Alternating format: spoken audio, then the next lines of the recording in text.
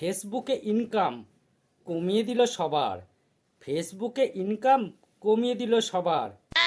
এইবার বোধহয় বন্ধ হবে বৌদিদের শাড়ি খোলার কারবার। তো সত্যি দেখ সুজাতা, কি অবস্থা!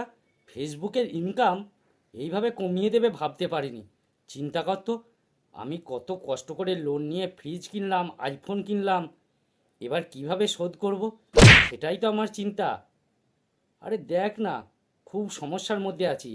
এই যে সেদিন দেখ না, ওর সাথে ঝগড়া হলো, তো ঝগড়া হতে হতে বললাম দেখবি দেখবি আমি কি করতে পারি, আজ থেকে 5 বছর পরে তোদিকে দেখিয়ে দেবো।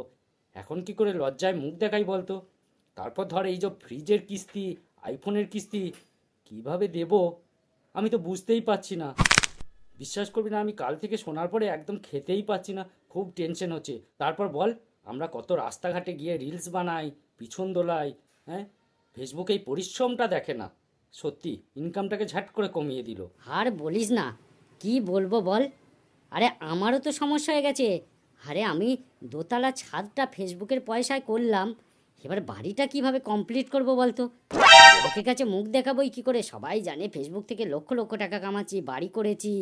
আর জানিস তো, তোর দাদারে ক্যামেরা করতো আর বলতো পুরো বুকটা দেখাও, যত শরীর দেখাবে তত পয়সা। এবার আমিও শরীর খুলতাম, তোর দাদা ক্যামেরা করতো। তারপর দেখ, তোর দাদা কাজ ছেড়ে দিয়েছে, আমাদের ওই ফেসবুকের আয় থেকে চলতো। তোর দাদাও কাল থেকে কিছু খায়নি, আমিও খাইনি। কি করব বলতো, খুব টেনশনে আছি। এরকম কেন করলো বলতো। হ্যাঁ, দেখ আমরা নয় শাড়ি খুলে ইনকামই করতাম, আরে শরীর দেখালে যদি দুটো পয়সা আসে তাতে কি। আর দেখ ওই সমাজ ফমাজ আমি তোয়াক্কা করতাম না।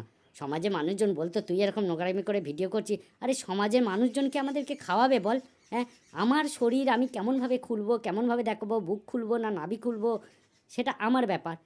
তো বল, আজকে তো আমি খুলছিলাম, আর খুলে তো ভিউ হচ্ছে।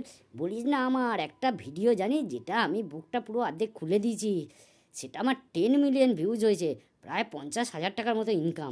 চিন্তা কর তো, এখন যেন পুরো মাথায় বজ্রাঘাত পড়েছে এইসব শোনার পরে।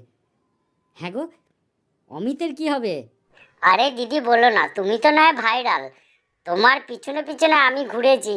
দেখো দিদি, আমি ছেলে, আমার লেবু লঙ্কাকে লুকিয়ে এইভাবে ভিডিও করতাম শাড়ি পরে গয়না পরে, তবু তো ভিউ হতো। নাহলে বলো তো আমার কি অবস্থা হতো। আমি তো তোমার পিছনে পিছনে যেতাম, কোমর দোলাতাম।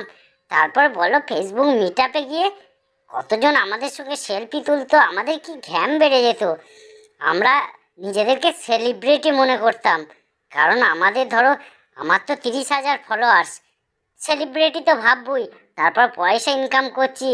এবার আমার এই লেবু লঙ্কাটা কি নিয়ে কি হবে, মেয়ে সেজে যে ভিডিও করতাম, তাহলে কি হবে বলো। সেটাই তো আমি চিন্তায় আছি গো, আমারও কাল থেকে ঘুম হয়নি জানো। এবার আমাকে সবাই টিটকির করছে, পাশাপাশি লোকজন, খুব তো লেবু লঙ্কা লুকিয়ে মেয়েদের শাড়ি পরে কোমর দুলিয়ে মেয়েদের সঙ্গে ভিডিও করতিস, এবার কি করে খাবি।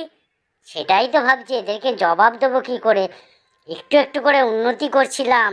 আর বলো না, আমাদের জন্য দর্শকরা কত সুন্দর কমেন্ট করতো, বৌদি আর একটু বুকটা দেখাও।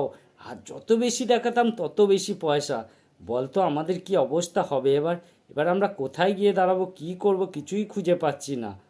সেটাই তো রে, এইভাবে ফেসবুক করবে আর ইউটিউবে যে যাব, ইউটিউবে তো জায়গাও করতে পারবো না, কারণ এই শরীর খুলে এই ফেসবুকেতেই পয়সা বেশি দিত।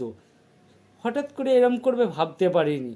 সত্যি তাই, এখন কি করব ভাবছি, একবার ইউটিউবে যাব না অন্য কোনো প্ল্যাটফর্ম খুঁজবো। আর ইউটিউব তো শুনেছি খুব শক্ত, আর ইউটিউবেতে এইসব নোংরামিকে প্রশ্রয় দেয় না।